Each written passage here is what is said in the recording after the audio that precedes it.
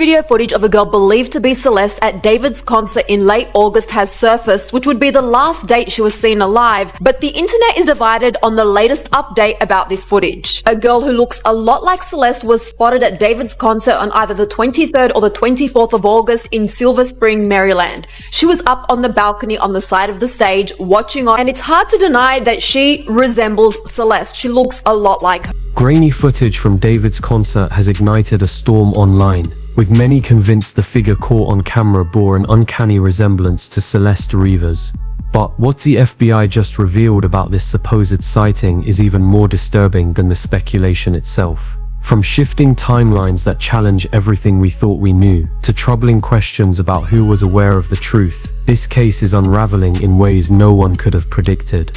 The FBI has confirmed one of the most chilling developments in the David murder investigation. Newly analyzed footage appears to show David's girlfriend, 15-year-old Celeste Rivas, at his concert in early September. If true, this changes the entire timeline of the case. The video, recorded on September 6 in Silver Spring, Maryland, shows a girl strikingly similar to Celeste standing near the balcony section. If it really was her, the implications are staggering. It would mean she was alive just days before authorities discovered David's abandoned Tesla in the Hollywood Hills, with Celeste's decomposed body inside. What first looked like another grainy, questionable clip might actually be the smoking gun. Even more unsettling, viewers noticed that David himself appeared to acknowledge the girl, pointing at her and forming half a heart gesture.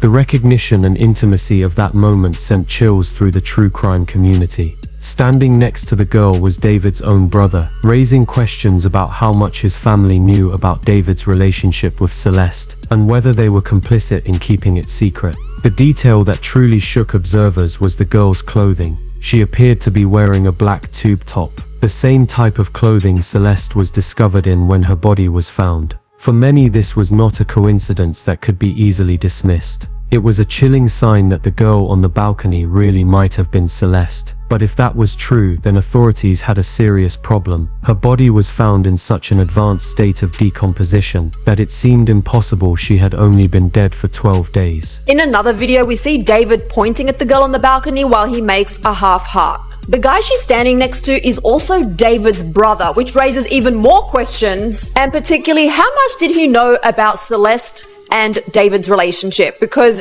if he's his brother and he's around backstage, going to concerts, hanging out with Celeste, he must know a lot about at least their relationship. Could the heat of Los Angeles, combined with the sealed car trunk and plastic wrapping, have accelerated the process enough to make that timeline plausible? The footage immediately split the internet. Amateur investigators dissected every frame, comparing her hair, posture, and facial features with Celeste's missing person photos. Many were convinced. Others argued the girl looked older, taller, and heavier than Celeste, but the resemblance was too strong to ignore. If it was Celeste, it meant she was alive and still within David's circle, raising the terrifying possibility that he was the last person to see her alive. As theories spiraled, social media erupted. Side-by-side comparisons flooded forums, while true crime enthusiasts debated whether this was the final haunting glimpse of Celeste before her tragic end. That was her in the video. This raises the question of whether or not 12 days was enough time for her body to decompose to the state that it was in. Now, I'm no expert on this stuff, but I will say I was in LA during September during this time, and it was extremely hot. So the fact that she was in a trunk, closed up, wrapped in plastic in that heat, could potentially speed up the decomposition process, in my mind, but also according to ChatGPT. The intensity of the speculation reached a fever pitch until federal authorities dropped a bombshell. The FBI, through sources connected to the case, confirmed that the girl in the footage was not Celeste Rivas.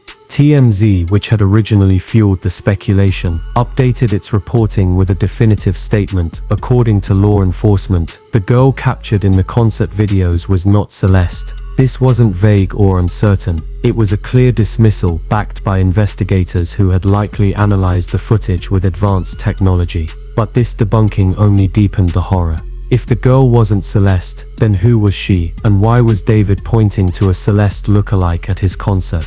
The idea that he was publicly acknowledging a girl who resembled Celeste, potentially at a time when Celeste was already dead, raised chilling questions about his mental state and his role in her death. What began as a hopeful clue that Celeste might have lived longer than we thought turned into something far darker.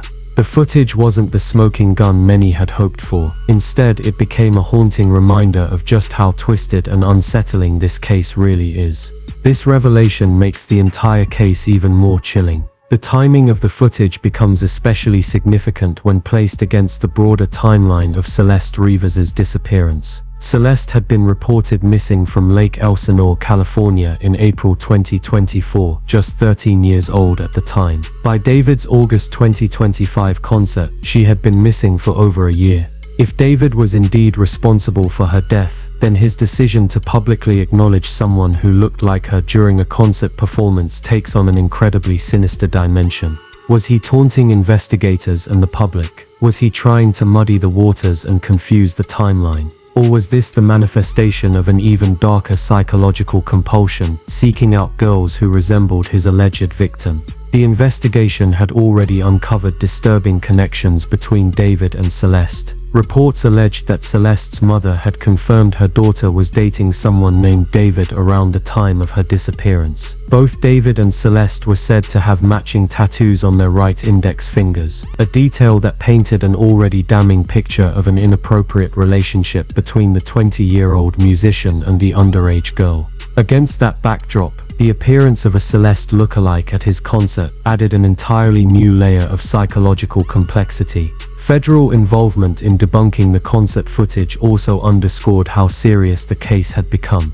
The FBI typically steps in for cases that cross state lines or involve federal crimes such as kidnapping, sex trafficking, or murder for hire. David's tour schedule had taken him across multiple states. If investigators discover that he transported Celeste across state lines for illegal purposes, federal charges could follow. The precision with which the FBI debunked the concert sighting also implied that they already hold concrete evidence. Digital records, forensic analysis, or witness testimony placing Celeste elsewhere during that time frame. Now, TMZ, who posted and reported on these videos, has updated their article to say that the woman in the videos is not Celeste Rivas, according to a source that is connected to the case. So that could potentially be even a police officer that has already looked into this in their investigation. The fact that they very clearly made this update and blatantly said it is not her according to their source connected to the case makes it sound like they are absolutely sure. This wasn't speculation. It suggested they had hard proof. The debunking highlighted the dangers of social media speculation in high-profile criminal cases. Thousands of amateur sleuths online had pored over the concert footage, convinced they were looking at Celeste, but trained investigators with access to enhanced technology definitively ruled it out. The discrepancy served as a cautionary tale about how crowdsourced investigations can inadvertently spread misinformation, even when fueled by good intentions. For David's defense team, the debunking could be both a blessing and a curse. On one hand, it eliminates a piece of potential evidence linking him to Celeste close to the time of her death. On the other, it raises troubling questions about his mental state. What makes this even more eerie is that if it's not her, the fact that David was hanging out with a Celeste lookalike at a time that Celeste was probably already dead.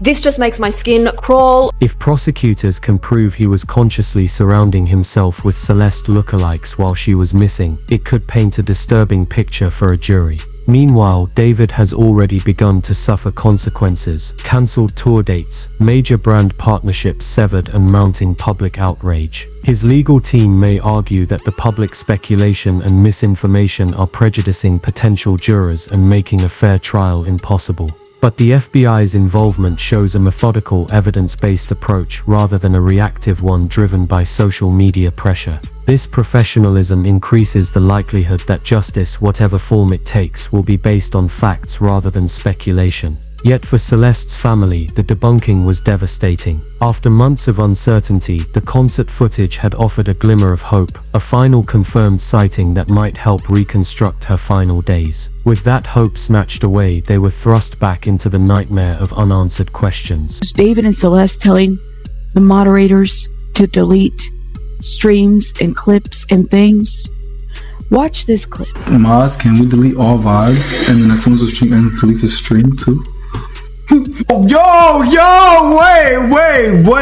Oh, look it. Answer that one. That's so mean if you don't. More disturbingly, the FBI's definitive debunking forced the public to confront a darker possibility that had been hiding in plain sight. While everyone was focused on whether Celeste was alive in late August 2025, the bigger, more sinister picture was emerging. David may have been surrounding himself with girls who looked like Celeste even after she was likely dead. This pattern opens a Pandora's box of psychological profiling and behavioral analysis, hinting at compulsions far more unsettling than anyone imagined. Federal investigators have already uncovered evidence suggesting that David had been in contact with Celeste since at least 2022, when she was just 11 or 12 and he was 17. This timeline suggests a long-term calculated grooming process rather than an impulsive, isolated relationship. Combined with reports of David or his moderators allegedly deleting streams, clips, and evidence online, the case begins to look less like a tragic scandal and more like a meticulously orchestrated pattern of predatory behavior.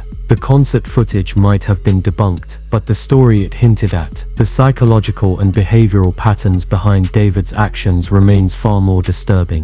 Can we delete all VODs and then as soon as the stream ends delete the stream too? That chilling statement, captured in a moment of carelessness, would later become one of the most damning pieces of evidence suggesting deliberate concealment. It wasn't just a slip of the tongue. It painted the picture of someone acutely aware that what they were doing was inappropriate, illegal, and had to be hidden at all costs. The systematic deletion of streams and digital evidence pointed toward premeditation and a clear consciousness of guilt far beyond what you might expect from a typical inappropriate relationship. And then came the concert lookalike revelation. What made it so chilling wasn't just the sighting itself, but how it fit into a broader pattern of behavior often associated with predators. Surrounding oneself with substitutes or reminders of a victim, especially after that victim is gone, can reveal disturbing psychological compulsions. None of them are benign. David's friends, for instance, reportedly believed Celeste was his girlfriend, and they thought she was 19. In reality, she was just 13 to 15 during their alleged relationship,